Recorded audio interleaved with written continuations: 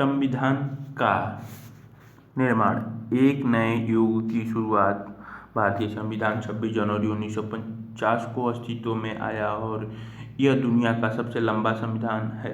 यदि हम अपने देश के आकार और विविधता पर ध्यान दें तो इसकी लंबाई व पेचीदगी को आसानी से समझ सकते हैं। स्वतंत्रता के समय भारत न केवल एक विशाल और विविधतापूर्ण बल्कि गहरे तौर पर बिखरा हुआ देश भी था। ऐसे में देश की एकजुटता और प्रगति के लिए एक विस्तृत गहन विचार विमर्श पर आधारित और सावधानीपूर्वक सूत्रबद्ध किया गया संविधान लाजिमी था। हमारे संविधान के अतीत और वर्तमान के घावों पर मरहम लगाने और विभिन्न वर्गों, जातियों व समुदायों में बांटे भारतीयों को एक साझा राजनीति प्रयोग में शामिल करने में मदद दी है। दूसरी ओर इस संविधान ने लंबे समय से चली आ रही ऊंच नीच और अधीनता की संस्कृति में लोकतांत्रिक संस्थाओं को विकसित करने का भी प्रयास किया है। भारत के संविधान को दिसंबर 1946 से नवंबर 1949 के बीच सूत्रबद्ध किया गया। इस दौरान संविधान सभा में इसके मसौदे के एक भाग पर लंबी चर्चाएं चली। संविधान सभा चित्र 15.1 दिसंबर 1949 में 3 साल तक चली बहस के बाद संविधान पर हस्ताक्षर किए गए।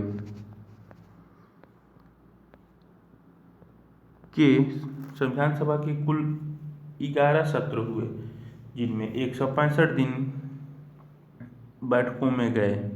सत्रों के बीच विभिन्न समितियां और उप समितियों या मसौदों को सुधारने और संवारने का काम करती थी। राजनीतिक शास्त्र की पाठ्य पुस्तकों को पढ़ने के बाद आप यह जान चुके होंगे कि भारत का संविधान कैसा है। आप देख चुके हैं कि आज़ादी के बाद इस संविधान की क्या उपयोगिता और सार्थकता रही है।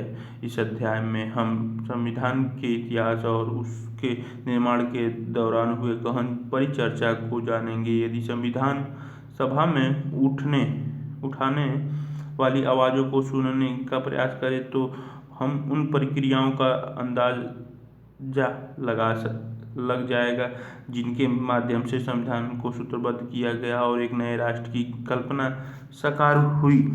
उथल-पुथल का दौर।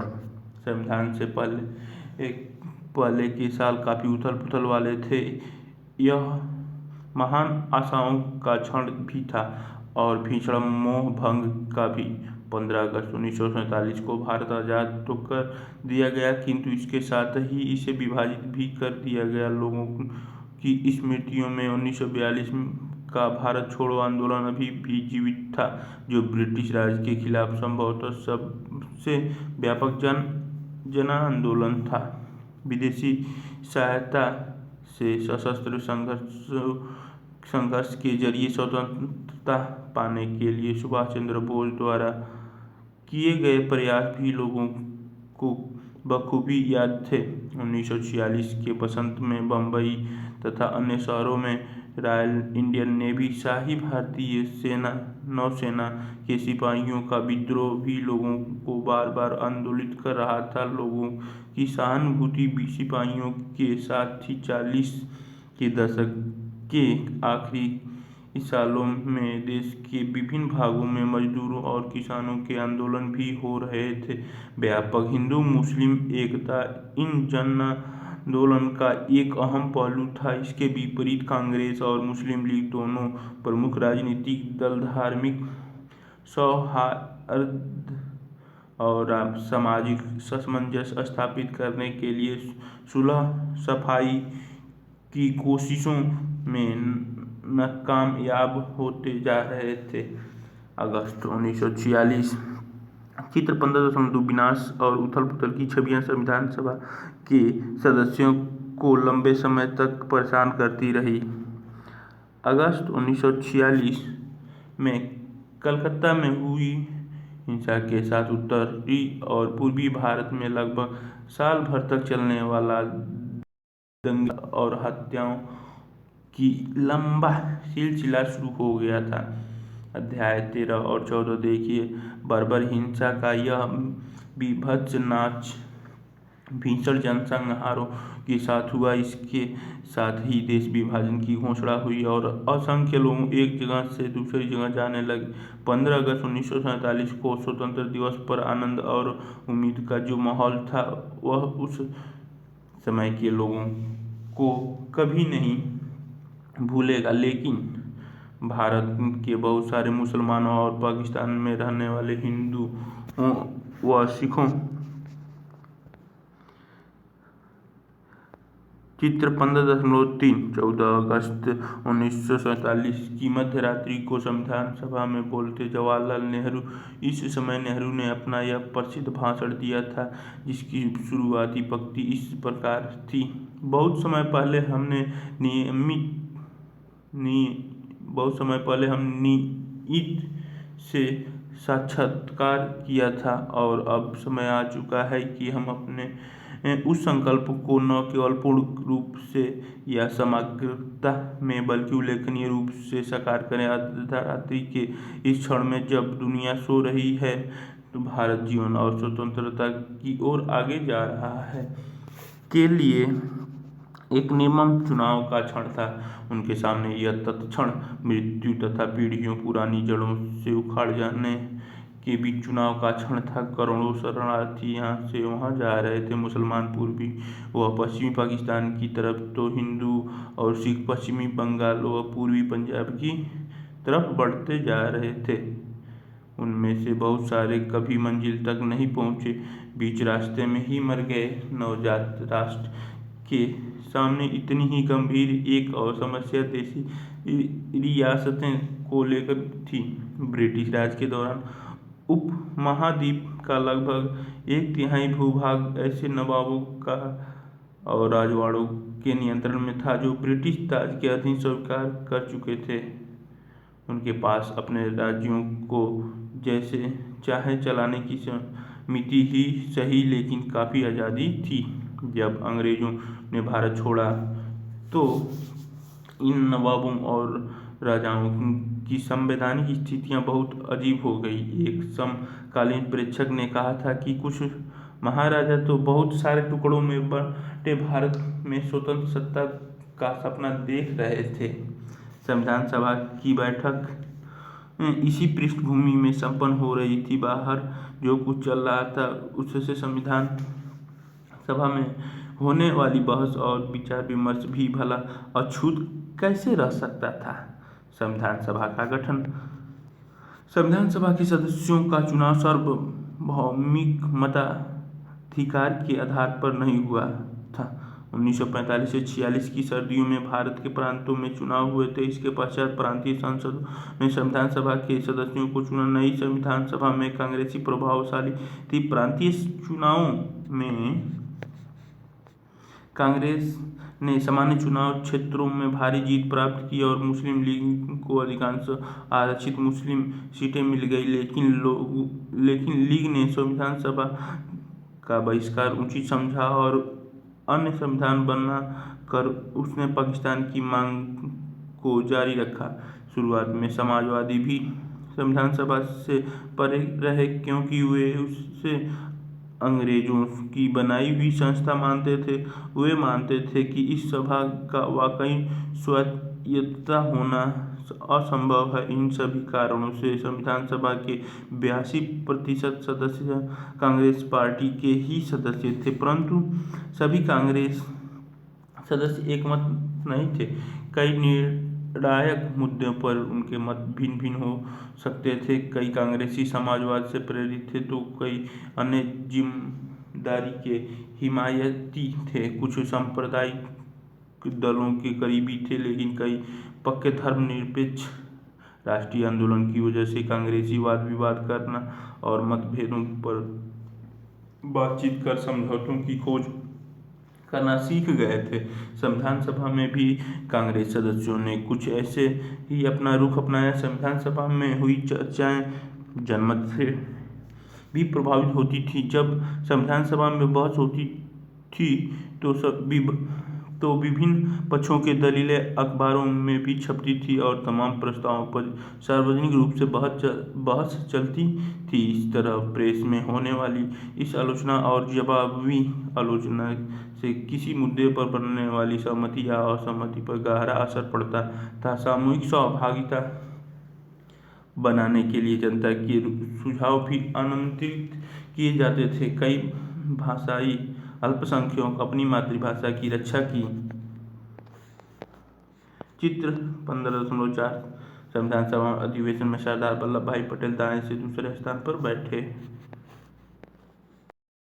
करते थे।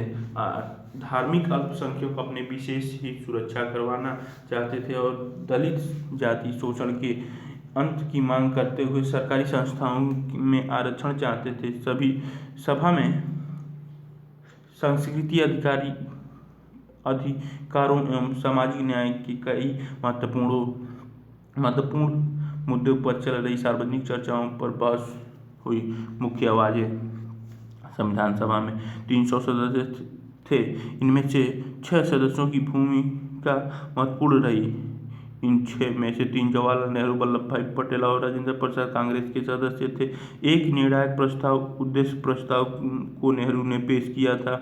उन्होंने यह प्रस्ताव भी पेश किया था कि भारत का राष्ट्रीय ध्वज केसरिया, सफेद और गहरे हरे रंग की 3 बराबर चौड़ाई वाली पट्टियों का तिरंगा झंडा होगा, जिसके बीच में गहरे नीले रंग का अशोक चक्र होगा। पटेल मुख्य रूप से पर्दे के पीछे कई महत्वपूर्ण काम कर रहे थे। उन्होंने कई रिपोर्टों के प्रारूप लिखने में खास मदद की और कई पारस्परिक विरोध विचारों के बीच सहमति पैदा करने में महत्वपूर्ण भूमिका अदा की। राजेंद्र प्रसाद संविधान सभा के अध्यक्ष थे। सभा में चर्चा रचनात्मक दिशा ले और सभी सदस्यों को अपनी बात कहने का मौका मिले, यह उनकी जिम्मेदारी थी। कांग्रेस के इस त्रिगुण के अलावा प्रख्यात विधिवेत्ता और अर्थशास्त्री बी.आर. अम्बेडकर भी सभा के सबसे महत्वपूर्ण सदस्यों में से एक थे। यद्यपि ब्रिटिश शासन के दौरान अम्बेडकर कांग्रेस के राजनीतिक विरोधी रहे थे, परंतु स्वतंत्रता के समय महात्मा गांधी की सलाह पर उन्हें केंद्रीय विधि मंत्री का पद संभालने का न्योता दिया गया था। इसी भूमिका में उन्होंने संविधान की प्रारूप समिति के अध्यक्ष के रूप में काम किया। उनके साथ 2 अन्य वकील भी काम कर रहे थे। एक गुजरात के एम. मुंशी थे और दूसरे मद्रास के अल्लादी कृष्ण स्वामी अय्यर। दोनों ने ही संविधान के प्रारूप पर महत्वपूर्ण सुझाव दिए। इन 6 सदस्यों को 2 प्रशासनिक अधिकारियों ने महत्वपूर्ण सहायता दी। इनमें से एक बी.एन. राव थे। वह भारत सरकार के संवैधानिक सलाहकार थे और उन्होंने अन्य देशों की राजनीतिक व्यवस्थाओं का गहन अध्ययन करके कई चर्चा पत्र तैयार किए थे। दूसरे अधिकारी एस.एन. मुखर्जी थे। इनकी भूमिका मुख्य योजनाकार की थी। मुखर्जी जटिल प्रस्तावों को स्पष्ट वैदिक भाषा में व्यक्त करने की क्षमता रखते थे। अम्बेडकर के पास सभा में संविधान के प्रारूप को पारित करवाने की जिम्मेदारी थी। इस काम में कुल मिलकर 3 वर्ष लगे और इस दौरान हुई चर्चाओं के मुद्रित रिकॉर्ड 11 भारी भरकम खंडों में प्रकाशित हुए।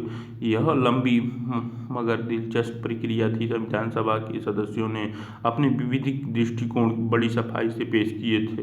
उनकी प्रस्तुतियों में हम भारत के भविष्य से जुड़ी कई मुद्दों पर परस्पर विरोधी विचार देख सकते हैं। देश के भावी स्वरूप पर भारतीय भाषाओं, राष्ट्र को कौन सी राजनीति व आर्थिक व्यवस्थाएं अपनानी चाहिए, नागरिकों के नैतिक मूल्य कैसे होने चाहिए और कैसे नहीं, इन सभी प्रश्नों पर भी चर्चा अध्याय 13-14 को एक बार फिर देख लीजिए। अब चर्चा कीजिए कि उस समय के राजनीतिक हालत में संविधान सभा में चल रही बहस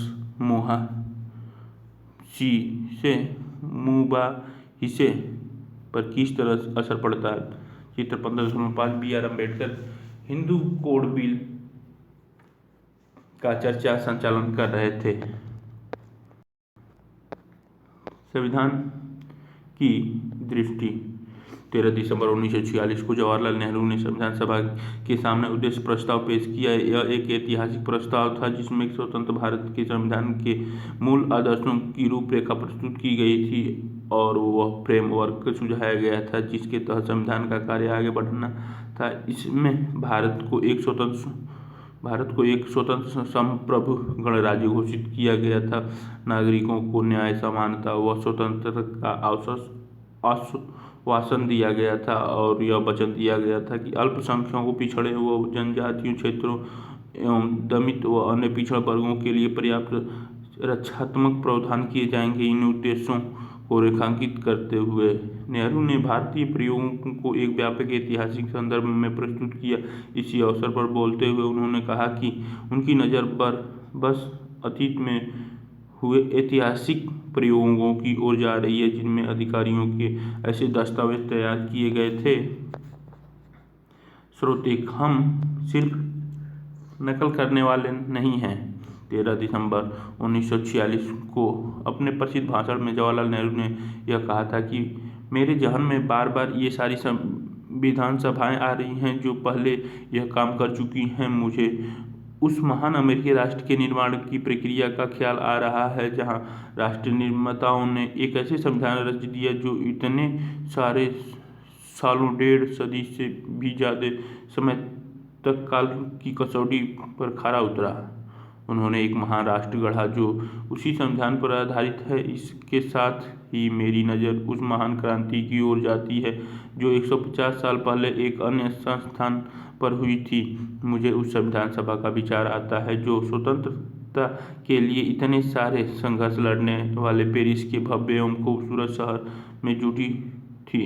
उस संविधान सभा ने कितनी मुश्किलों का सामना किया था और किस तरह राजा व तमाम अन्य अधिकारियों उसके रास्ते में रोड़ा बन रहे थे। इतिहास के ये सारे अध्याय बस मुझे याद आ रहे हैं। सदन इस बात को याद रखेगा कि जब इस तरह की मुश्किलें आई और तब जब उन संविधान सभाओं के लिए एक कमरा तक नहीं दिया जा रहा था तो उन्होंने टेनिस के खुले मैदान में सभा की थी और एक शपथ ली थी जिसे टेनिस कोर्ट की शपथ के नाम से जाना जाता है। उन्होंने राजाओं व अन्य ताकतों की रुकावटों के बावजूद अपनी बैठक जारी रखी और तब तक वहाँ से नहीं हिले जब तक उन्होंने अपना काम पूरा नहीं कर लिया था। मुझे विश्वास है कि हम भी उसी शुद्ध भावना से यह इकट्ठा हुए हैं और चाहे हमारी बैठक इस कक्ष में हो या कहीं और हो, चाहे खेत में हो या बाजार में हो, हमारी बैठक तब तक जारी रहेगी जब तक कि हम अपना पूरा काम नहीं कर लेंगे जारी। इसके साथ ही मुझे हाल की एक क्रांति का विचार आता है जिसमें एक नए किस्से के राज्य का जन्म हुआ। यह रूस की क्रांति थी जिसने दुनिया की एक शक्तिशाली देश के रूप में सोवियत साम्राज्यवादी गणराज्य का जन्म दिया। आज यह देश दुनिया में अप्रतिम भूमिका निभा रहा है। यह न केवल दुनिया का ताकतवर देश है बल्कि हमारा पड़ोसी भी है। ये सारे महान प्रयोग हमारे सामने हैं। हमें उनकी सफलताओं से सीखना है और उनकी विफलताओं से बचने का प्रयास करना है। हो सकता है कि हम उन्हीं विफलताओं से बचने में सफल न हो पाएं क्योंकि किसी भी इंसानी कोशिश में थोड़ी बहुत नाकामी की गुंजाइश तो रहती ही है, परंतु मुझे विश्वास है कि तमाम रुकावटों और कठिनाइयों के बावजूद हम आगे बढ़ेंगे और उसे सपनों को प्राप्त व साकार कर ही दम लेंगे जिसे हम इतने अरसे से अपने दिलों में संजोए हुए हैं। हमने एक स्वतंत्र संप्रभु गणराज्य की स्थापना का दृढ़ और पवित्र संकल्प लिया है। भारत का संप्रभु होना नियत है, इसका स्वतंत्र होना और गणराज्य होना भी स्वाभाविक है। कुछ मित्रों ने सवाल उठाया है, आपने यहाँ लोकतांत्रिक शब्द क्यों नहीं रखा? मैंने उन्हें कहा कि निसंदेह यह सोचा जा सकता है कि कोई गणराज्य लोकतंत्र न हो, परंतु हमारा पूरा इतिहास इस तथ्य का साक्षी है कि हम लोकतांत्रिक संस्थाओं के पक्षधर हैं। स्वाभाविक है कि हमारा लक्ष्य लोकतंत्र है। लोकतंत्र से कम कुछ भी नहीं है। यह लोकतंत्र कैसा होगा, इसकी शक्ल सूरत कैसी होगी, यह एक अलग मसला है। आज के लोकतंत्र ने दुनिया की प्रगति में जबरदस्त भूमिका निभाई है और उनमें से बहुत सारे यूरोप तथा अन्य स्थानों के देशों हैं, परंतु यह संदेहजनक हो सकता है कि अगर उन्हें पूरी तरह लोकतांत्रिक बने रहने है तो न जाने कब उन लोकतंत्र को अपनी अपनी शक्ल सूरत थोड़ी बहुत बदलनी पड़ती है। मैं आशा करता हूँ कि किसी कथित लोकतांत्रिक देश की एक खास लोकतांत्रिक प्रणाली या किसी संस्थान विशेष की हम सिर्फ नकल करने वाली नहीं हो सकता है कि हम उससे बेहतर कुछ रच दें। बहरहाल किसी भी सूरत में हम यहाँ जैसी चाहें सरकार बनाएं, वह हमारे लोगों के स्वभाव के अनुरूप और उनके स्वीकार्य जरूर होना चाहिए। हम लोकतंत्र के हक में हैं। यह इस सदन को तय करना है कि इस पूर्णतम लोकतंत्र के स्वरूप कैसा होगा। सदन इस बात को देख सकता है। यद्यपि इस प्रस्ताव में हमने लोकतांत्रिक शब्द का इस्तेमाल नहीं किया है, क्योंकि हमें लगा कि यह स्वाभाविक ही है कि गणराज्य शब्द में यह शब्द पहले ही निहित होता है। इसीलिए हम अनावश्यक और अनुपयोगी शब्दों का प्रयोग नहीं करना चाहते थे। हमने शब्दों के उपयोग मात्र से कहीं ज़्यादा ध्यान दिया है। हमने यह प्रस्ताव में लोकतंत्र का अंतर्वस्तु प्रस्तुत किया है, बल्कि लोकतंत्र का ही नहीं, आर्थिक लोकतंत्र और अंतर्वस्तु प्रस्तुत किया है। अन्य सदस्यों को इस बात पर आपत्ति हो सकती है कि प्रस्ताव में हमने भारत को एक समाजवादी राज्य बनाने का उल्लेख क्यों नहीं किया है। यहाँ मेरा केवल इतना ही कहना है कि मैं समाजवाद का समर्थक हूँ और मुझे आशा है कि एक दिन भारत भी समाजवाद के पक्ष में होगा और यही भारत एक समाजवाद राज्य की स्थापना के मार्ग पर चलेगा। और मुझे विश्वास है कि एक दिन पूरी दुनिया को इस मार्ग पर चलना होगा। संविधान सभा बहस खंड 1। नेहरू के भाषण। स्रोत 1। संविधान से पड़ताल की जानी चाहिए। उद्देश्य। प्रस्ताव में लोकतांत्रिक शब्द का इस्तेमाल न करने के लिए जवाहरलाल नेहरू ने क्या कारण बताया है, उसमें क्या कहा जा रहा है, नेहरू के अतीत प्रेम से क्या पता चलता है, संविधान की दृष्टि से निर्धारित करने वाले विचारों के उद्गम के बारे में वह क्या कह रहे हैं। अतीत की ओर जाते हुए अमेरिका और फ्रांसीसी क्रांति का हवाला देते हुए नेहरू भारत में संविधान निर्माण के इतिहास का मुक्ति व स्वतंत्र के एक लंबे ऐतिहासिक संघर्ष का हिस्सा सिद्ध कर रहे हैं। वह भारतीय संघर्ष के इतिहास महत्व को अतीत के क्रांतिकारी क्षणों के समकक्ष बात बता रहे हैं। लेकिन नेहरू के कहने का आशय यह नहीं है कि उन घटनाओं को आज के लिए ब्लूप्रिंट मान लिया जाए या कि उन क्रांतियों के विचारों को बिना सोचे विचार भारत पर लागू किया जा सकता है। वह किसी खास तरह के लोकतंत्र को अपनाना का विरोध करते हैं और कहते हैं कि हम लोकतंत्र का रूपरेखा हमारे बीच होने वाली चर्चा से ही उभरेगी। वे इस बात पर जोर देते हैं कि भारत में संविधान के आदर्श और प्रावधान कहीं और से उठाए गए नहीं हो सकते।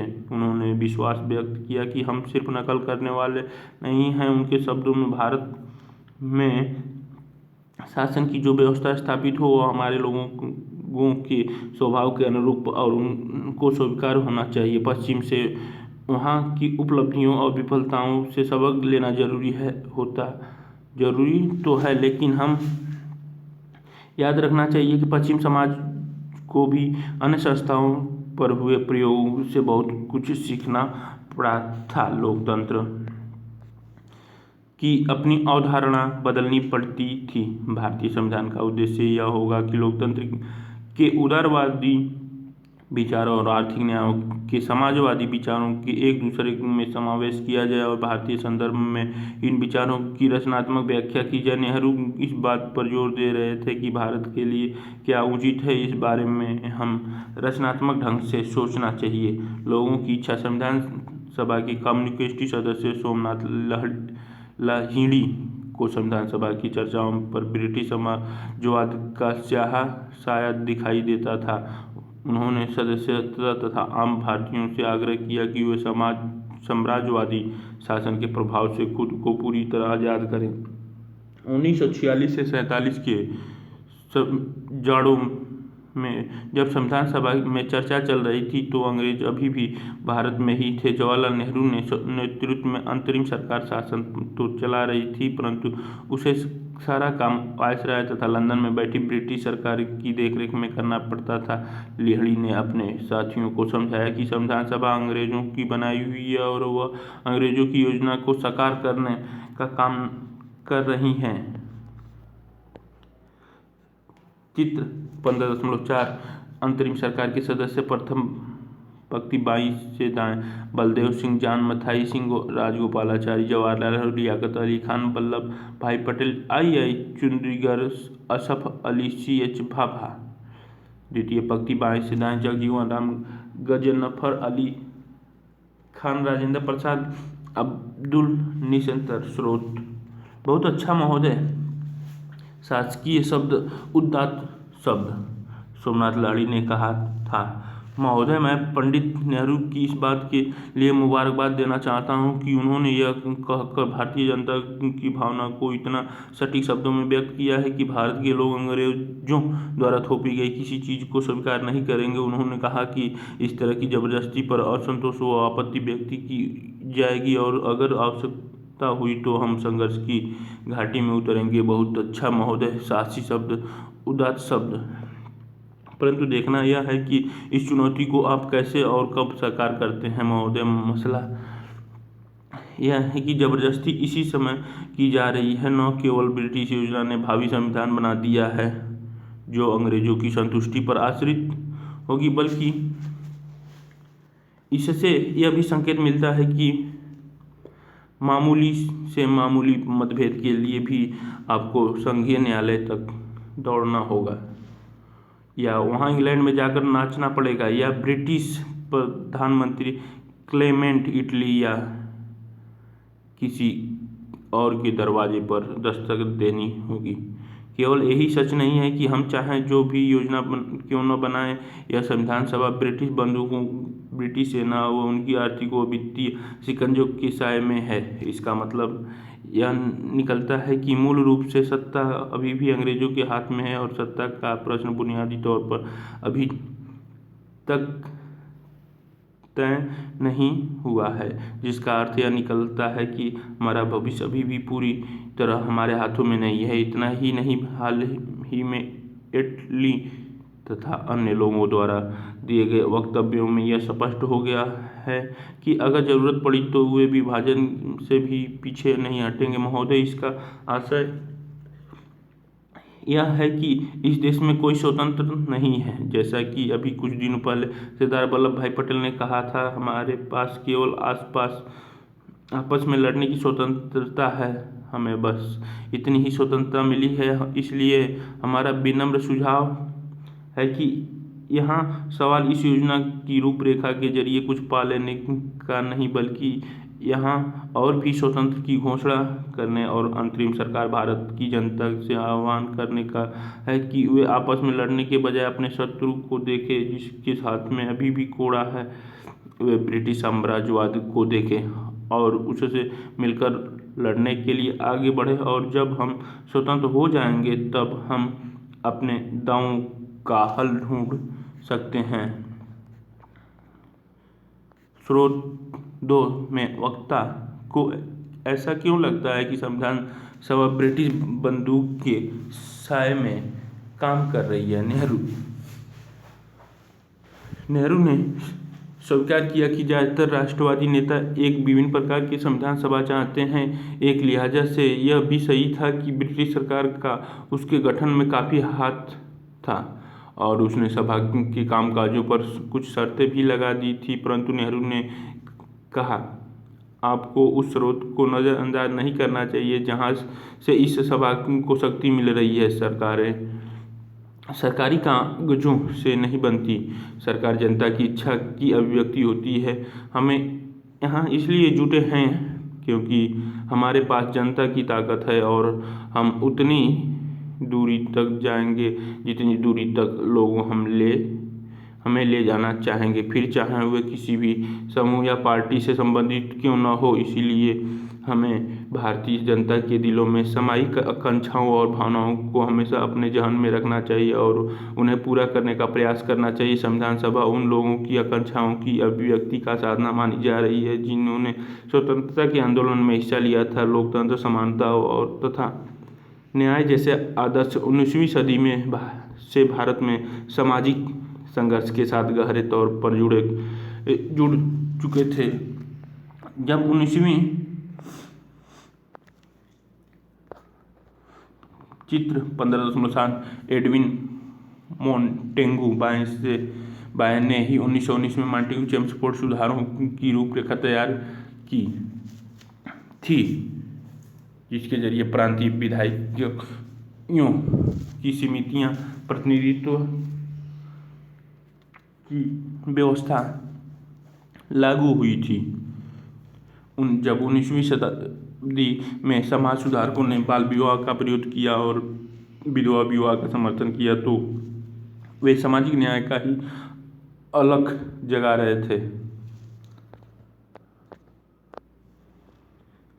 रहे थे। जब विवेकानंद ने हिंदू धर्म में सुधार के लिए मुहिम चलाई तो वह धर्म को और ज़्यादा न्याय संगत बनाने का ही प्रयास कर रहे थे। जब महाराष्ट्र में ज्योतिबा फुले ने दलित जातियों की पीड़ा का सवाल उठाया या कम्युनिस्ट और सोशलिस्ट ने मजदूरों और किसानों को एकजुट किया तो वे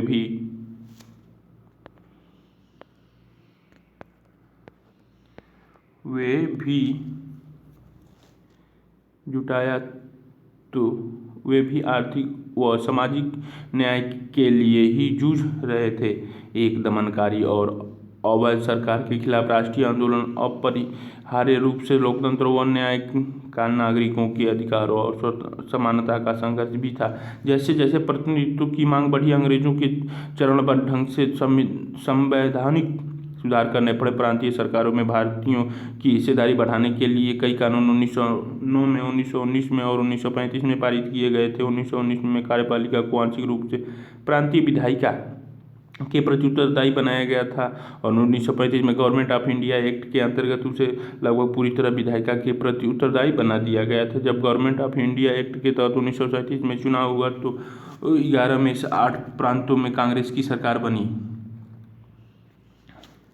इसके बावजूद पहले हम संवैधानिक बदलावों तथा 1946 से अगले 3 साल के दौरान घटी घटनाओं की स्वाभाविक रूप से ही एक ही प्रक्रिया का हिस्सा नहीं मान सकते।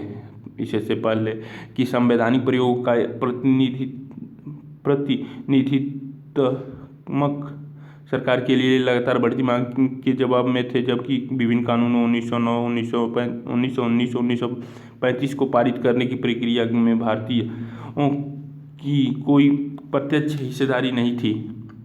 उन्हें औपनिवेशिक सरकार ने ही लागू किया था। प्रांतीय निकायों का चुनाव कराने वाले निर्वाचन मंडल का दायरा समय के साथ फैलता जा रहा था, लेकिन 1935 में भी यह अधिकार वैश्य आबादी के 10 से 15% हिस्से तक ही सीमित था। तब तक सार्वभौमिक वैश्य मताधिकार की व्यवस्था नहीं थी। 1935 के कानून के तहत निर्वाचन विधायिका औपनिवेशिक शासकों के ढांचे में काम कर रही थी और अंग्रेजों द्वारा नियुक्त गवर्नर के प्रति उत्तरदायी थी। 13 दिसंबर 1946 में नेहरू जिस कल्पना की बात कर रहे थे वह एक स्वतंत्र संप्रभुत्व भारतीय गणराज्य के संविधान की कल्पना थी। चर्चा ने जवाहरलाल नेहरू के उद्देश्य प्रस्ताव पर अपने भाषण में कौन से विचार पेश किए? अधिकारों का निर्धारण।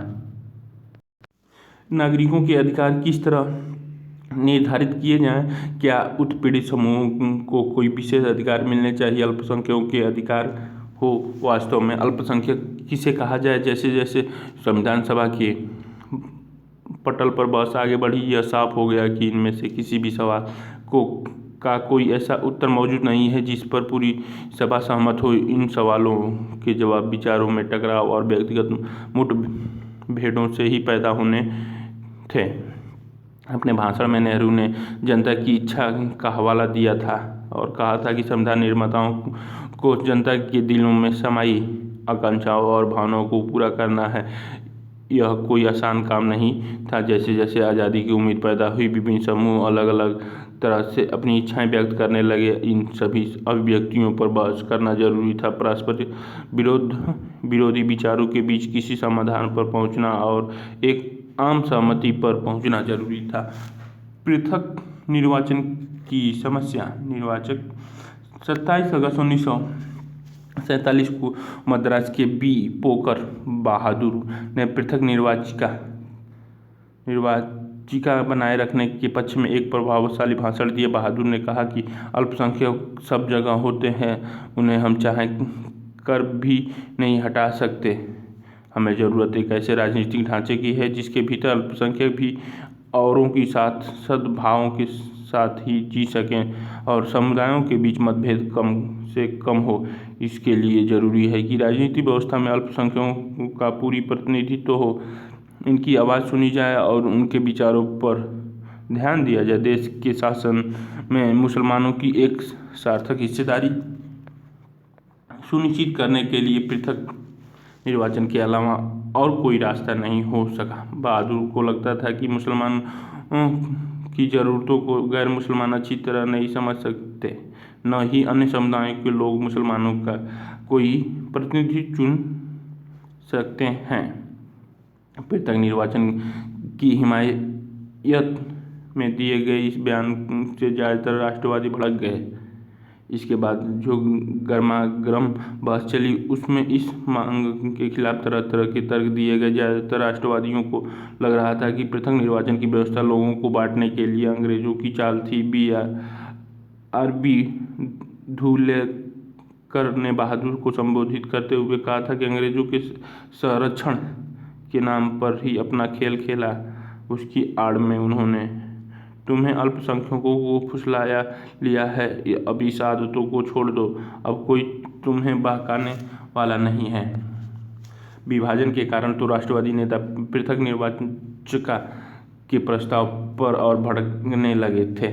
उन्होंने निरंतर गृहयुद्ध, दंगे और हिंसा की आशंका दिखाई थी। सरदार पटेल ने कहा था कि पृथक निर्वाचिका एक ऐसा विषय है जो हमारे देश की पूरी राजनीति में समा चुका है। उनकी राय में यह एक ऐसी मांग थी जिसने एक समुदाय को दूसरे समुदाय से भिड़ा दिया, राष्ट्र के टुकड़े कर दिए गए, रक्तपात को जन्म दिया और देश के विभाजन का कारण बनी।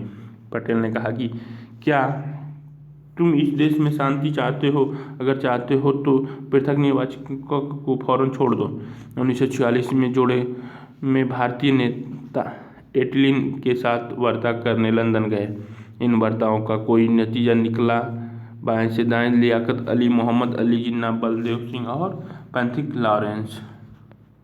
अंग्रेज तो चले गए मगर जाते जाते शरारत का बीज बो गए। सरदार वल्लभ भाई पटेल ने कहा था, यह दोहराने का कोई मतलब नहीं है कि हम पृथक निर्वाचिका की मांग इसलिए कर रहे हैं कि क्योंकि हमारे लिए यह अच्छी बात है कि यह बात हम बहुत समय से सुन रहे हैं, हम सालों से सुन रहे हैं और इसी आंदोलन के कारण अब हम एक विभाजित राष्ट्र हैं। क्या आप मुझे एक भी स्वतंत्र देश दिखा सकते हैं जहां पृथक निर्वाचक हो? अगर आप मुझे दिखा दें तो मैं आपकी बात मान लूँगा, लेकिन अगर इस अभागे देश में विभाजन के बाद भी पृथक निर्वाचन की व्यवस्था बनाई रखी गई तो यहाँ जीने का कोई मतलब नहीं होगा। इसीलिए मैं कहता हूँ कि यह सिर्फ मेरे भले की बात नहीं है, बल्कि आपका भला भी इसी में है कि हम अतीत को भूल जाएं। एक दिन हम एकजुट हो सकते हैं। अंग्रेज तो चले गए, मगर जाते जाते शरारत का बीज बो गए। हम इस शरारत को और बढ़ाना नहीं चाहते। सुनिए, अब अंग्रेजों ने यह विचार पेश किया था कि उन्होंने यह उम्मीद नहीं की थी कि उन्हें इतनी जल्दी भागना पड़ेगा। उन्होंने तो अपने शासन की सुविधा के लिए यह किया था। खैर कोई बात नहीं, मगर अब वे विरासत पीछे छोड़ गए। अब हमें इसे से बाहर निकलेंगे या नहीं। पृथक निर्वाचन की मांग का जवाब देते हुए गोविंद बल्लभ पंत ने ऐलान किया कि यह प्रस्ताव न केवल राष्ट्र के लिए बल्कि अल्पसंख्यकों के लिए भी खतरा है। वह बहादुर के इस विचारों से सहमत थे कि किसी लोकतंत्र की सफलता इस बात पर निर्भर करती है कि समाज के विभिन्न तबके में वह कितना आत्मविश्वास पैदा कर पाती हैं। उन्हें इस तर्क पर भी कोई आपत्ति नहीं थी कि एक देश में प्रत्येक नागरिकों के साथ ऐसे आचरण किए जाएं जिससे न केवल उसकी भौतिक आवश्यकताओं की पूर्ति हो, बल्कि उसे स्वाभिमान का आध्यात्मिक भाव भी पैदा हो। बहुत तथा बाहुल्य समुदाय का यह दायित्व है कि वह अल्पसंख्यकों की समस्या को समझे, उनकी आकांक्षाओं को महसूस करे। और इसके बावजूद पृथक निर्वाचन का विरोध कर रहे थे। उनका कहना था कि यह एक आत्मघाती मांग है जो अल्पसंख्यकों को अस्थायी रूप से अलग थलग कर देगी, उन्हें कमज़ोर बना देगी और शासन में उन्हें प्रभावी हिस्सेदारी नहीं मिल पाएगी। मेरा मानना है कि पृथक निर्वाचिका अल्पसंख्यकों के लिए आत्मघाती साबित होगी। 27 अगस्त 1947 को भारत संविधान सभा की बहस में गोविंद बल्लभ पंत ने कहा था, मेरा मानना है कि पृथक निर्वाचक अल्पसंख्यकों के लिए आत्मघाती साबित होगी और उन्हें बहुत भारी नुकसान पहुंचाएगी। अगर उन्हें हमेशा के लिए अलग थलग कर दिया गया तो वे कभी भी खुद को बहुसंख्यकों में रूपांतरित नहीं कर पाएंगे। निराशा का भाव शुरू से ही उन्होंने अपंग बना देगा। क्या आप चाहते हैं कि हमारा अंतिम उद्देश्य क्या है? क्या अल्पसंख्यक हमेशा अल्पसंख्यकों के रूप में ही रहना चाहते हैं, या वे भी एक दिन एक महान राष्ट्र का अभिन्न अंग बनने और उसकी नियति को निर्धारित व नियंत्रित करने का सपना देखते हैं? मेरा विचार है कि अगर उन्हें शेष समुदाय से अलग रखा जाता है और ऐसे हवाबंद कमरे में काटकर रखा जाता है जहां उन्हें हवा के लिए भी औरों पर निर्भर रहना पड़ता है, तो उनके लिए भयानक रूप से खतरनाक होगा। अगर अल्पसंख्यक पृथक निर्वाचकों से जीत कर आते रहे तो कभी प्रभावी योगदान नहीं दे पाएंगे। संविधान स्रोत 3 और 4 पढ़िए। निर्वाचन के विरोध में कौन कौन से तर्क दिए गए? इन सारी दलीलों के पीछे एकीकृत राज्य के निर्माण की चिंता काम कर रही थी। राजनीतिक एकता और राष्ट्र की स्थापना करने के लिए प्रत्येक व्यक्ति को राज्य के नागरिक के सांचे में ढालना था। हर समूह को राष्ट्र के भीतर समाहित किया जाना था। संविधान नागरिकों के अधिकार देगा, परंतु नागरिकों को भी राज्य के प्रति अपनी निष्ठा का वचन लेना होगा। समुदाय को सांस्कृतिक इकाई के रूप में मान्यता दी जा सकती थी और उन्हें सांस्कृतिक अधिकारों का आश्वासन दिया जा सकता था, मगर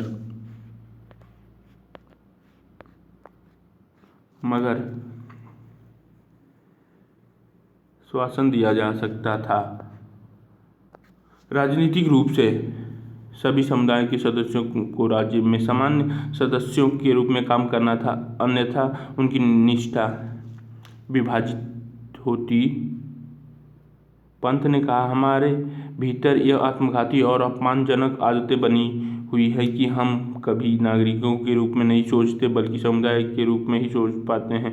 हमें याद रखना चाहिए कि महत्व केवल नागरिकों का होता है, सामाजिक पिरामिड का आधार भी है और उसकी चोटी भी नागरिक ही होता है।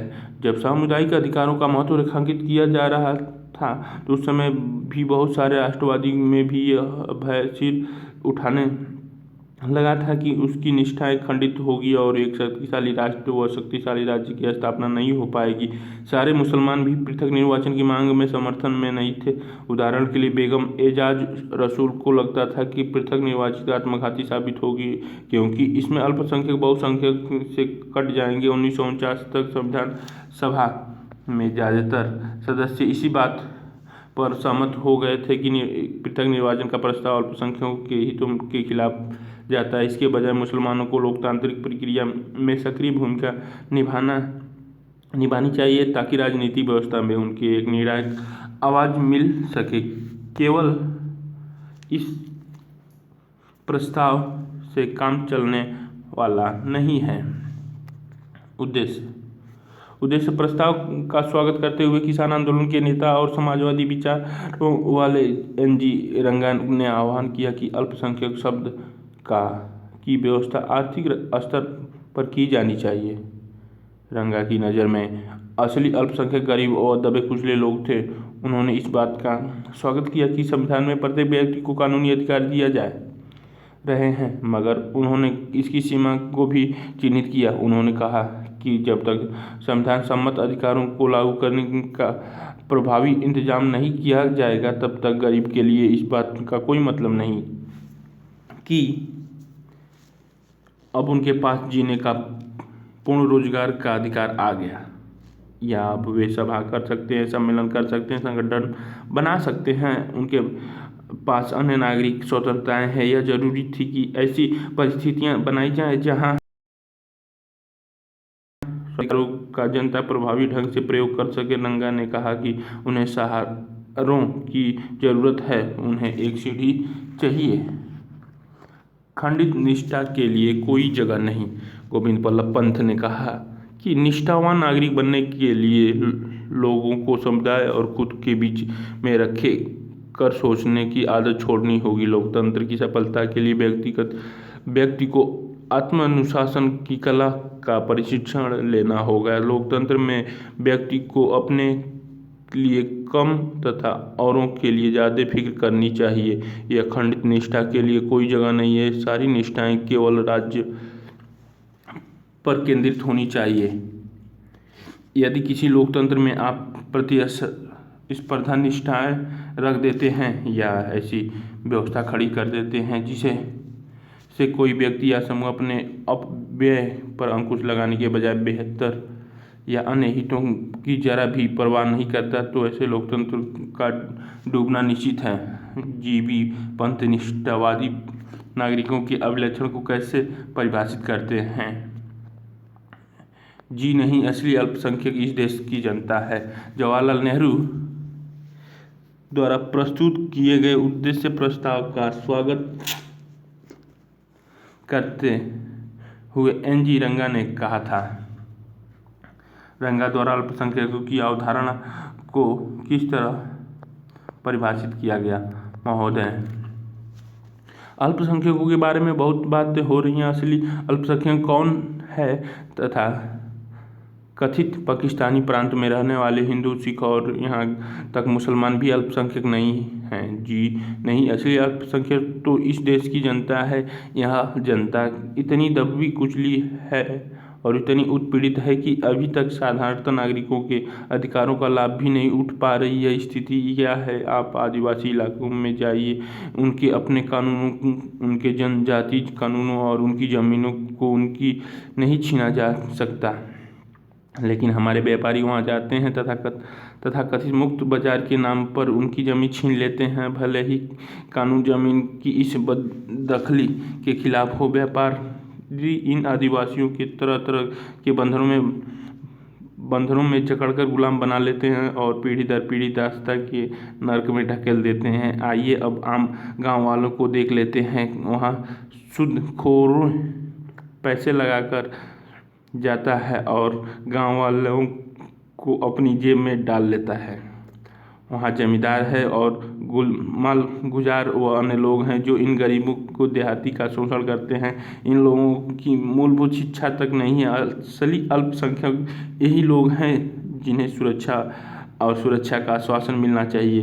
उन्हें आवश्यक सुरक्षा प्रदान करने के लिए केवल इस प्रस्ताव से काम चलने वाली नहीं है। रंगा ने आम जनता और संविधान सभा में उसके प्रतिनिधित्व का दावा करने वालों के बीच मौजूद विशाल खाई की ओर भी ध्यान आकर्षित कराया। उन्होंने पूछा, हम किसका प्रतिनिधित्व कर रहे हैं? हम अपने देश की आम जनता का, और उसके बावजूद हम में से ज़्यादा लोग इस जनता का हिस्सा नहीं हैं। हम उनके लिए काम करना चाहते हैं, लेकिन जनता खुद संविधान सभा तक नहीं पहुंच पा रही है। इसमें कुछ समय लग सकता है। तब तक हम उनके स्ट्रीट हैं, उनके हिमायती हैं और उनके पक्ष में आवाज़ उठाने का भरसक प्रयास कर रहे हैं। रंगन ने आदिवासियों को भी ऐसे ही समूह में गिनाया था। इस समूह के प्रतिनिधियों में जयपाल जैसे जबरदस्त वक्ता भी शामिल थे। उद्देश्य प्रस्ताव का स्वागत करते हुए जयपाल ने कहा था कि एक आदिवासी होने के नाते मुझसे यह उम्मीद नहीं की जाती है कि मैं प्रस्ताव की पेचीदगियों को समझता होऊंगा, लेकिन मेरी सहज विवेक कहता है कि हम में से हर व्यक्ति को मुक्ति के उस मार्ग पर चलना चाहिए और मिलकर लड़ना चाहिए। महोदय, अगर भारतीय जनता में ऐसा कोई समूह है जिसके साथ सही व्यवहार नहीं किया गया, तो वह मेरा समूह है। मेरे लोग को पिछले 6000 साल से अपमानित किया जा रहा है, उपेक्षित किया जा रहा है। मेरे समाज का पूरा इतिहास भारत के गैर मूलों के निवासियों के हाथ लगातार शोषण और छीना झपटी का इतिहास रहा, जिसके बीच में जब तक विद्रोह और अव्यवस्था भी फैली है। इसके बावजूद मैं पंडित जवाहरलाल नेहरू के शब्दों पर विश्वास करता हूँ। मैं आप सबके इस संकल्प का विश्वास करता हूँ कि अब हम एक नए अध्याय रचने जा रहे हैं। स्वतंत्र भारत का एक अध्याय जहाँ सबके पास अवसर की समानता होगी, जहाँ किसी की उपेक्षा नहीं होगी। सिंह ने आदिवासियों की सुरक्षा तथा उन्हें आम व्यक्तियों के स्तर पर लाने के लिए जरूरी परिस्थितियां रचने की आवश्यकता पर सुंदर वक्तव्य दिया। उन्होंने कहा कि आदिवासी काबिले संख्या की दृष्टि से अल्पसंख्यक नहीं है, लेकिन उन्हें संरक्षण की आवश्यकता है। उन्हें वहाँ से बेदखल कर दिया गया जहाँ वे रहते थे। उन्हें उनके जंगलों और चारागाहों से वंचित कर दिया गया। उन्हें नए घरों की तलाश में भागने के लिए मजबूर कर दिया गया। उन्हें आदमी और पिछड़े मानते हुए शेष समाज अन्य हिकारत की नज़र से देखता है। जयपाल ने आदिवासियों और शेष समाज के बीच मौजूद भावनात्मक और भौतिक फासले को खत्म करने के लिए एक बड़ा जज्बाती बयान दिया। हमारा कहना है कि आपको हमारे साथ घुलना मिलना चाहिए। हम आपके साथ मेल जोल चाहते हैं। जयपाल सिंह पृथक निर्वाचिका के हक में नहीं थे, लेकिन उनको यह भी लगता था कि विधायिका में आदिवासियों को प्रतिनिधित्व प्रदान करने के लिए सीटों का आरक्षण की व्यवस्था जरूरी है। उन्होंने कहा कि इसी तरह औरों को आदिवासियों की आवाज़ सुनने और उनके पास आने के लिए मजबूर किया जा सके। हमें हजारों साल तक दबाया गया। संविधान में दमित जातियाँ डिप्रेसिव कास्ट के अधिकारों को किस तरह परिभाषित किया जाए? राष्ट्रीय आंदोलन के दौरान अम्बेडकर ने दमित जातियों के लिए पृथक निर्वाचनों की मांग की थी, जिसका महात्मा गांधी यह कहते हुए विरोध किया था कि ऐसा करने से ये समुदाय अस्थायी रूप से शेष समाज से कट जाएगा। संविधान सभा इस विवाद को कैसे हल कर सकती थी? दमित जातियों को किस तरह की सुरक्षा दी जा सकती थी? हम अपनी सामाजिक अक्षमताओं को हटाना चाहते हैं। मद्रास में दाक्षायणी वेलायुधान की दलील थी। हमें सब तरह की सुरक्षा नहीं चाहिए। इस देश के कमजोर को नैतिक सुरक्षा की आवरण चाहिए। मैं यह नहीं मान सकती कि 7 करोड़ हरिजनों को अल्पसंख्यक माना जा सकता है। जो हमें चाहते हैं कि वह यह है हमारी सामाजिक अपंगताओं को फौरन खत्म है। दमित जातियों के कुछ सदस्य का आग्रह था कि अस्पृश्यताओं और छूतों की समस्या को केवल संरक्षण और बचाव के जरिए हल नहीं किया जा सकता। उनकी अपंगता के पीछे जाति विभाजित समाज के सामाजिक कायदे कानून और नैतिक मूल्यों मान्यताओं का हाथ है। समाज ने उनकी सेवाओं और श्रम का इस्तेमाल किया, परंतु उन्हें सामाजिक तौर पर खुद से दूर रखा। अन्य जातियों के लोग उनके साथ घुलने मिलने से कतराते हैं, उनके साथ खाना नहीं खाते और उन्हें मंदिरों में नहीं जाने दिया जाता। मद्रास के सदस्य जे नागपाल ने कहा था, हम सदा कष्ट उठाते रहे हैं, पर हम और कष्ट उठाने को तैयार नहीं हैं। हमें अपनी जिम्मेदारियों का एहसास हो गया है, हमें मालूम है कि अपनी बात कैसे मनवाना है। नागपाल ने कहा कि संख्या की दृष्टि से हरिजन अल्पसंख्यक नहीं, आबादी में उनकी हिस्सा 20 से 25% है। उनकी पीड़ा का कारण यह है कि उन्हें बाकायदा समाज व राजनीति के हाशियों पर रखा गया है।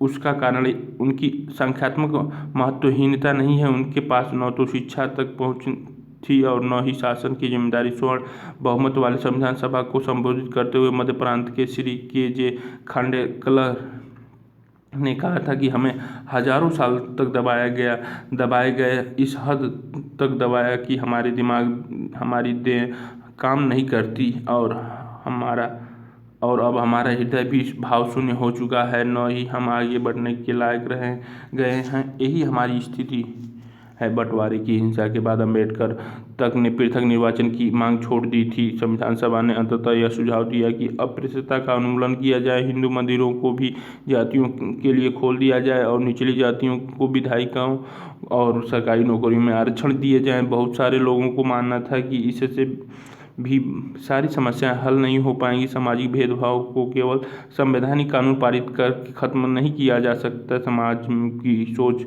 में बदलाव लाना होगा। परंतु लोकतांत्रिक जनता ने इन प्रावधानों का स्वागत किया। हमने विशेषाधिकार कभी नहीं मांगे। बम्बई की हंसा मेहता ने महिलाओं के लिए न्याय की मांग की, आरक्षित सीटों को नहीं, न ही पृथक निर्वाचन क्षेत्र की। हमने विशेषाधिकार कभी नहीं मांगे। हमने सामाजिक न्याय, आर्थिक न्याय और राजनीतिक न्याय की मांग की। हमने उस बराबरी की मांग की जिसमें बिना पारस्परिक आदर और समझ नहीं बन सकते, जिसके बिना पुरुष और महिलाओं के बीच वास्तविक सहयोग संभव नहीं है। चर्चा कीजिए। आदिवासी के लिए सुरक्षात्मक उपायों की मांग करते हुए जयपाल कौन कौन से तर्क देते हैं। राज्य की शक्तियाँ। संविधान सभा में इस बात पर काफ़ी बहस हुई कि केंद्र सरकार और राज्य सरकार की क्या अधिकार होने चाहिए। जो लोग शक्तिशाली केंद्र के पक्ष में थे, उन्होंने जवाहरलाल नेहरू भी थे। संविधान सभा के अध्यक्ष के नाम लिखे पत्र में उन्होंने कहा था कि अब जबकि विभाजन एक हकीकत बन चुका है, एक दुर्बल केंद्रीय शासन की व्यवस्था देश के लिए हानिकारक होगी, क्योंकि ऐसे केंद्र शांति स्थापित करने में, आम सरोकारों के बीच समन्वय स्थापित करने में और अंतर्राष्ट्रीय स्तर पर पूरे देश के लिए आवाज़ उठाने में सक्षम नहीं होगा। संविधान के मसौदे में विषयों के 3 सूचियाँ बनाई गई थी: केंद्रीय सूची, राज्य सूची और समीपवर्ती सूची। पहली सूची के विषय केवल केंद्र सरकार के अधीन होने थे, जबकि दूसरी सूची में विषय केवल राज्य सरकार के अंतर्गत आते थे। तीसरी सूची के विषय केंद्र और राज्य दोनों की साझा जिम्मेदारी थे, परंतु अन्य संघों की तुलना में बहुत ज़्यादा विषयों को केवल केंद्रीय नियंत्रण में रखा गया था। समीपवर्ती सूची में भी प्रांतों की इच्छाओं की अपेक्षा करते हुए बहुत ज़्यादा विषय रखे गए थे। खनिज पदार्थों तथा प्रमुख उद्योगों पर भी केंद्र सरकार को ही नियंत्रण दिया गया। अनुच्छेद 356 में गवर्नर की सिफारिश पर केंद्र सरकार को राज्य सरकार के सारे अधिकार अपने हाथ में लेने का अधिकार दे दिया। संविधान में राजकोषीय संघवाद की भी एक जटिल व्यवस्था बनाई गई। कुछ करें जैसे सीमा शुल्क और कंपनी कर से होने वाली सारी आय केंद्र सरकार के पास रखी गई। कुछ अन्य मामले में जैसे आयकर और आबकारी शुल्क में होने वाली आय राज्य और केंद्र सरकारों के बीच बांट दी गई और अन्य मामलों में से होने वाले आय जैसे राज्य स्तरीय शुल्क पूरी तरह राज्यों को सौंप दी गई। राज्य सरकारों को अपनी स्तर पर कुछ अधिभार और कर वसूलने का अधिकार दिया गया। उदाहरण के लिए वे जमीन और संपत्ति कर, बिक्री कर तथा बोतलबंद शराब पर अलग से कर वसूल सकते थे। केंद्र बिखर जाएगा। राज्यों के अधिकारों अधिकारों को सबसे शक्तिशाली हिमायती मद्रास के सदस्य के संतनम ने पेश की। उन्होंने कहा कि न केवल राज्यों को बल्कि केंद्र को मजबूत बनाने के लिए भी शक्तियों का पुनर्वितरण जरूरी है। यह दलील एक जिद सी बन गई कि तमाम शक्तियां केंद्र को सौंप देने से वहाँ मजबूत हो जाएगा। संतनम ने कहा कि यह गलतफहमी है। अगर केंद्र के पास ज़रूरत से ज़्यादा जिम्मेदारियां होगी तो वह प्रभावी ढंग से काम नहीं कर पाएगी। उसके कुछ दायित्वों में कमी करने से और उन्हें राज्यों को सौंप देने से केंद्र ज़्यादा मजबूत हो सकता है। बेहतर देशभक्त कौन है? मैसूर के सर ए रामास्वामी मुदलियार ने 21 अगस्त 1947 की बहस में कहा था, शक्तिशाली केंद्र की हिमायत ने बने दिल को यह तसल्ली देने का कोई फायदा नहीं है कि हम ज़्यादा बड़े देशभक्त हैं और जो इन संसाधनों पर कड़ी नज़र रखने चाहते हैं उनके भीतर राष्ट्रीय भावना या देशभक्ति का अभाव है। जहाँ तक राज्यों का सवाल है, संतनम का मानना था कि शक्तियों का मौजूद वितरण उनके पंगु बना देता, राजकोषीय प्रावधान प्रांतों को खोखला कर देगा, क्योंकि भू राजस्व के अलावा ज़्यादातर कर केंद्र सरकार के अधिकार में दे दिए गए हैं। यदि पैसा ही नहीं होगा तो राज्य में विकास परियोजनाएं कैसे चलेंगी? मैं ऐसे संविधान नहीं चाहता जिसमें इकाइयों को आकर केंद्र से कहना पड़े कि मैं अपने लोगों को शिक्षा की व्यवस्था नहीं कर सकता, मैं उन्हें साफ सफाई नहीं दे सकता, मुझे सड़कों में सुधार, उद्योगों की स्थापना के लिए खैरात दे दीजिए। बेहतर लोगों की हम संघीय व्यवस्था को पूरी तरह खत्म कर दें और एक व्यवस्था यूनिटरी सिस्टम स्थापित करें। संतनम ने कहा कि अगर पर्याप्त जांच पड़ताल किए बिना शक्तियों का प्रस्तावित वितरण लागू किए गए तो हमारा भविष्य अंधकार में पड़ जाएगा। उन्होंने कहा कि कुछ ही साल में सारे प्रांत केंद्र के विरुद्ध उठ खड़े होंगे। प्रांतों के बहुत सारे दूसरे भी इसी तरह की आकांक्षाओं से परेशान थे। उन्होंने इस बात के लिए जमकर जोर लगाया कि समीपवर्ती सूची और केंद्रीय सूची में कम से कम विषयों को रखा जाए। उड़ीसा के एक सदस्य ने यहाँ तक चेतावनी दे डाली कि संविधान में शक्तियों के बेहिसाब केंद्रीकरण के कारण केंद्र बिखर जाएगा।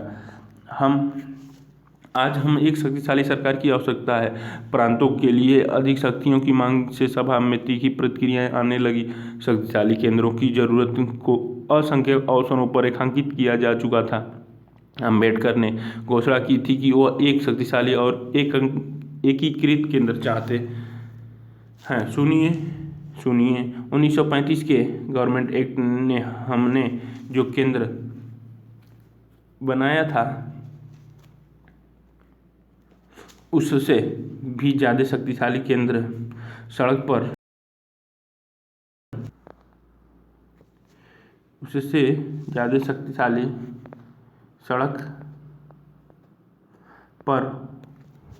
सड़कों पर हो रही जिमा हिंसा के कारण देश टुकड़ों टुकड़ों हो रहा है, उसका हवाला देते हुए बहुत सारे सदस्यों ने बार बार यह कहा कि केंद्र की शक्तियों में भारी इजाफा होना चाहिए ताकि वो सांप्रदायिक हिंसा को रोक सके।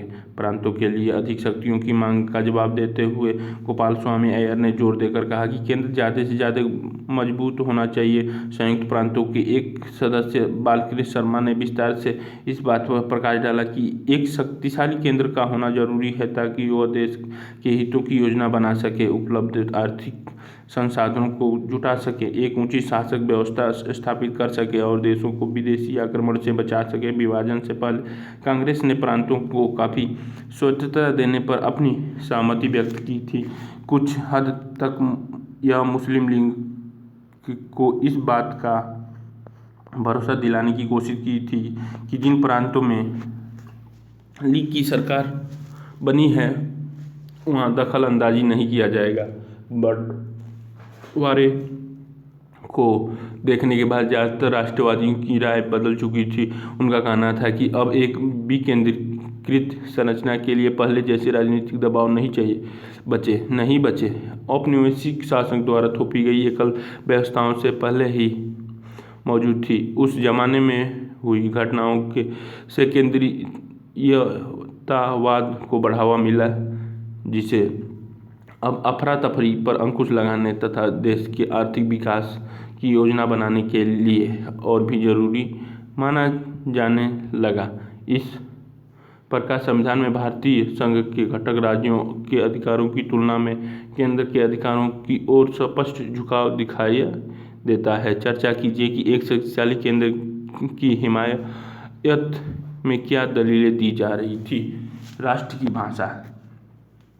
जब एक देश के विभिन्न भागों के लोग अलग अलग भाषा बोलते हैं तो उनकी संस्कृतियाँ विरासत से अलग हो तो एक राष्ट्र का निर्माण कैसे किया जा सकता है, कैसे लोग एक दूसरे की बात सुन सकते हैं या एक दूसरे से जुड़ सकते हैं जबकि वे एक दूसरे की भाषा भी नहीं समझते। विधानसभा में भाषा के मुद्दे पर कई महीनों तक बहस हुई और कई बार काफ़ी तनातनी पैदा हो गई। 30 दशक तक कांग्रेस ने यह मान लिया था कि हिंदुस्तानी को राष्ट्रीय भाषा का दर्जा दिया जाए। महात्मा गांधी का मानना था कि हर को एक ऐसी भाषा बोलनी चाहिए जिसमें लोगों को आसानी से समझ सके। हिंदू और उर्दू के मेल से बनी हिंदुस्तानी भारतीय जनता के बहुत बड़े हिस्से की भाषा थी और यह विविध संस्कृति के आदान प्रदान से समृद्ध हुई एक साझी भाषा थी। जैसे जैसे समय बीता बहुत तरह के स्रोतों से नए नए शब्द और अर्थ इसमें समाते गए और उसे विभिन्न क्षेत्रों के बहुत सारे लोग समझने लगे। महात्मा गांधी को लगता था कि यह बहुसांस्कृतिक भाषा विविध समुदायों के बीच संचार का आदर्श भाषा हो सकती है। वह हिंदुओं और मुसलमानों को उत्तर और दक्षिण के लोगों को एकजुट कर सकती है। लेकिन 19वीं सदी के आखिरी से एक भाषा के रूप में हिंदुस्तानी धीरे धीरे बदल रही थी। जैसे जैसे सांप्रदायिक टकराव गहरे होते जा रहे थे हिंदी और उर्दू एक दूसरे से दूर जा रही थी। एक तरफ से तो फारसी और अरबी मूल के सारे शब्द से हटाकर हिंदी को संस्कृत निष्ठा बनाने की कोशिश की जा रही थी। दूसरी तरफ उर्दू लगातार फारसी के नज़दीक होती जा रही थी। नतीजा यह हुआ कि भाषा भी धार्मिक पहचान की राजनीति का हिस्सा बन गई।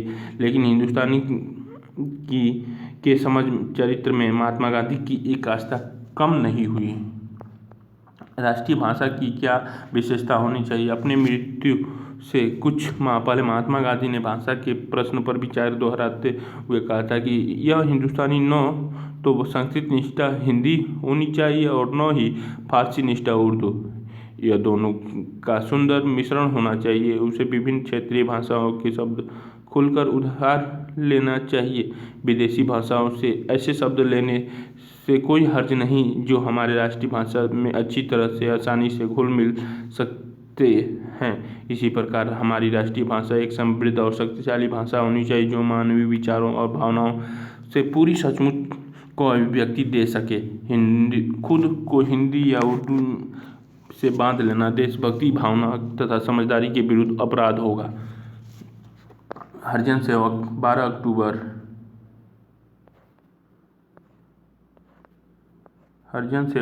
अक्टूबर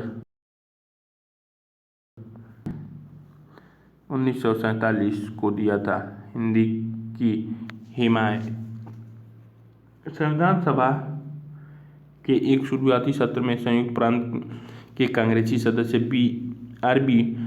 धुलेकर ने इस बात के लिए पूरा जोर शब्दों में आवाज़ उठाई थी कि हिंदी में संविधान निर्माण की भाषा के रूप में इस्तेमाल किए जाए। जब किसी ने कहा कि संविधान के सभी सदस्य हिंदी नहीं समझते तो धुलेकर ने पलटकर कहा कि इस सदन में जो लोग भारत का संविधान रचने बैठे हैं वह हिंदुस्तानी नहीं जानते, वे इस भाषा की सदस्यता के पात्र नहीं हैं, उन्हें चले जाना चाहिए।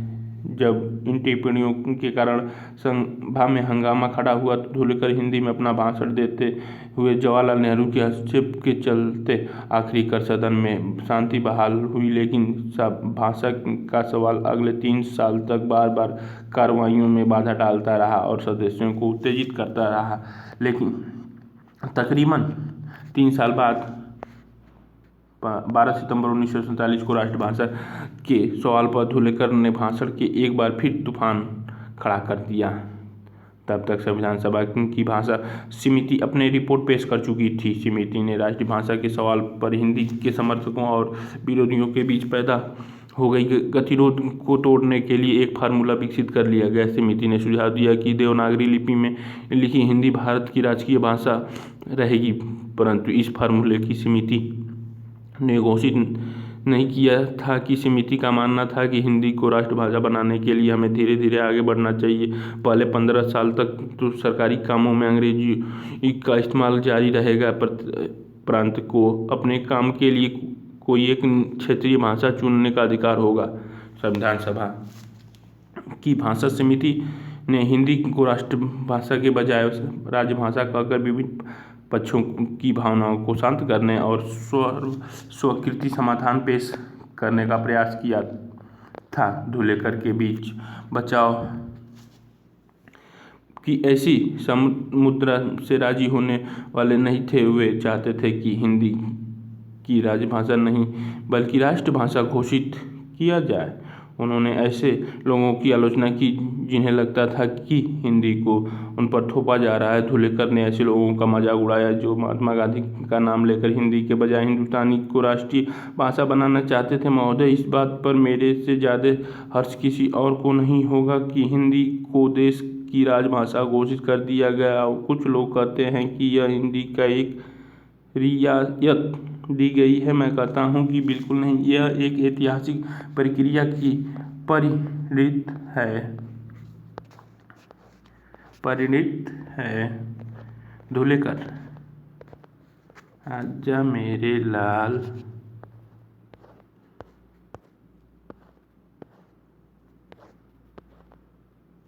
बहुत सारे सदस्य को धुलेकर की बात के अंदाज से काफ़ी परेशानी हो रही थी। उनके भाषण के दौरान संविधान सभा के अध्यक्ष ने कई बार उन्हें टोकर कहा कि इस तरह का बात करके मेरे विचार में आप अपनी बात को आगे नहीं बढ़ा पाएंगे, लेकिन धुलेकर ने अपने ही अंदाज में बात जारी रखी। आश्चर्य का भय। धुलेकर के बोलने के बाद मद्रास के सदस्य श्रीमती जी दुर्गाबाई ने इस चर्चा पर अपनी चिंता व्यक्त करते हुए कहा, अध्यक्ष महोदय, अभी हाल तक भारत की राष्ट्रीय भाषा का जो सवाल अब लगभग सहमति तक पहुंच गया था, अचानक बेहद विवादास्पद मुद्दा बन गया है। चाहे यह सही हुआ या गलत, गैर हिंदी भाषी इलाकों के लोगों को यह एहसास कराया जा रहा है कि यह झगड़ा ही हिंदी भाषी इलाकों का एक यह रवैया असल में इस राष्ट्र की साझा संस्कृति पर भारत की अन्य शक्तिशाली भाषाओं के स्वाभाविक प्रभाव को रोकने की लड़ाई है। श्रीमती दुर्गाबाई ने सदन को बताया कि दक्षिण में हिंदी का विरोध बहुत ज़्यादा है। विरोधियों का यह मानना संभवतः सही है कि हिंदी के लिए हो रहा प्रचार प्रांतीय भाषाओं की जड़ें खोदने का प्रयास है।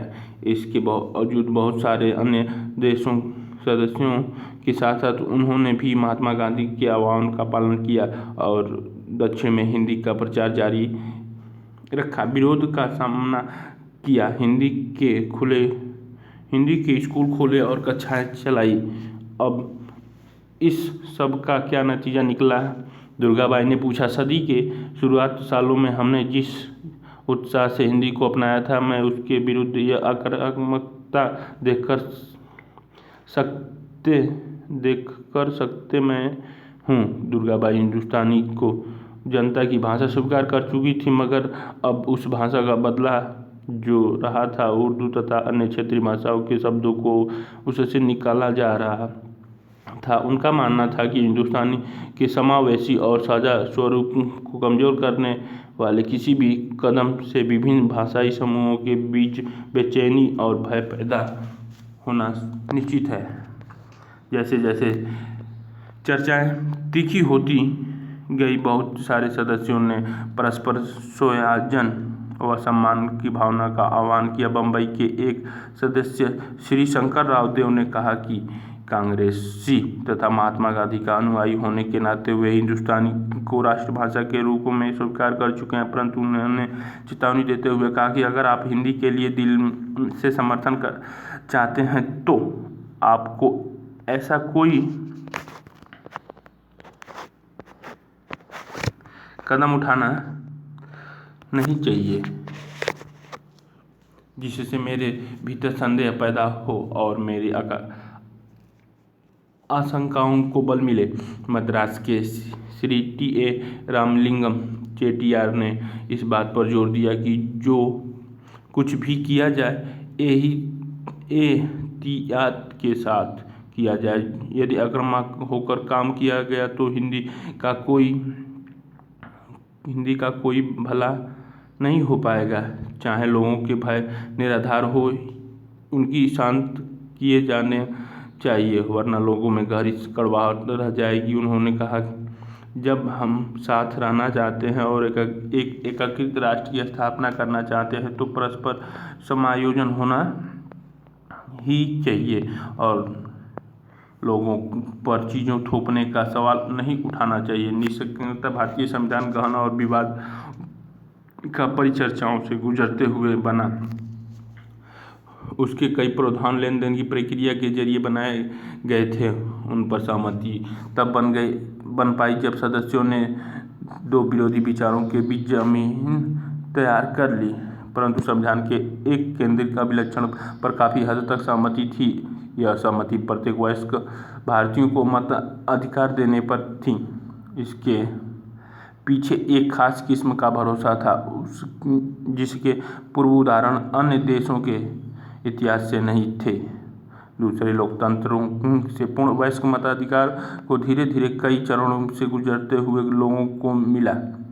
संयुक्त राज्य अमेरिका और यूनाइटेड किंगडम जैसे देशों में शुरू में मताधिकार केवल संपत्ति रखने वाले पुरुषों को ही दिया गया था। फिर पढ़े लिखे पुरुषों को इस विशेष वर्ग में शामिल किया गया। लंबे व कटु संघर्षों के बाद श्रमिक और किसानों वर्गों को पुरुष को मताधिकार मिल गया। ऐसे अधिकार पाने के लिए महिलाओं को और एक भी लंबा संघर्ष करना पड़ा। हमारे संविधान में एक दूसरा महत्वपूर्ण अभिलक्षण और धर्म निरपेक्ष पर बल।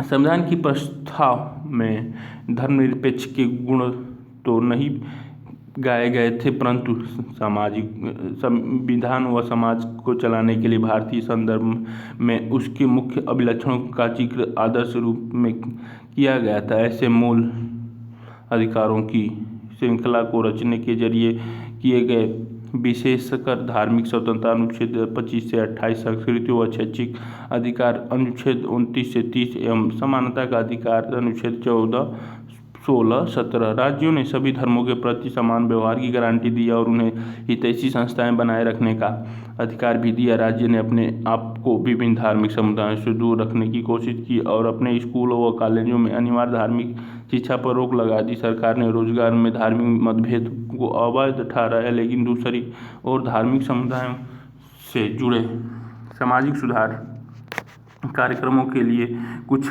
कानूनी गुंजाइश रखी। इसी वजह से अस्पृश्यता पर कानून रोक लग पाई। इसी कारण से व्यक्तिगत और पारिवारिक कानूनों में परिवर्तन हो पाए। भारतीय राजनीति धर्मनिरपेक्ष में राज्यों व धर्म के बीच पूर्ण विच्छेद नहीं रहा। हमने दोनों के बीच एक विवेकपूर्ण फासला बनाने की कोशिश की। संविधान सभा के विवादों से हमें यह समझ आती है कि संविधान के निर्माण में कैसी कैसी विरोधी आवाज़ें उठी और कैसी कैसी मांगें की गई। ये चर्चाएं हमें इन आदेशों और सिद्धांतों के बारे में बताती हैं जिनका जिक्र संविधान के निर्माताओं ने किया, परंतु इन विवादों को समझने में हमें याद रखना चाहिए कि आदर्शों को विशेष संदर्भों के मुताबिक बदला गया। इसके अलावा ऐसे भी हुआ कि सभा के कुछ सदस्यों ने 3 वर्षों में हुई चर्चाओं के साथ साथ अपने विचारों ही बदल डाले। कुछ सदस्यों ने दूसरे के तर्कों के प्रकाश में अपनी समझ बदली और कुल दिलों दिमागों से काम किया। कुछ अन्य सदस्यों ने आसपास की घटनाओं को देखते हुए अपने विचार बदल डाले। संविधान सौंपते हुए B.R. अम्बेडकर और राजेंद्र प्रसाद एक दूसरे को बधाई देते हुए 15.9 चित्र में दिया गया है। काल रेखा 26 जुलाई 1945। 26 जुलाई ब्रिटेन में लेबर पार्टी की सरकार सत्ता में आई थी। दिसंबर से जनवरी भारत में आम चुनाव हुआ। 1946। 16 मई कैबिनेट मिशन अपनी संवैधानिक योजना की घोषणा करती है।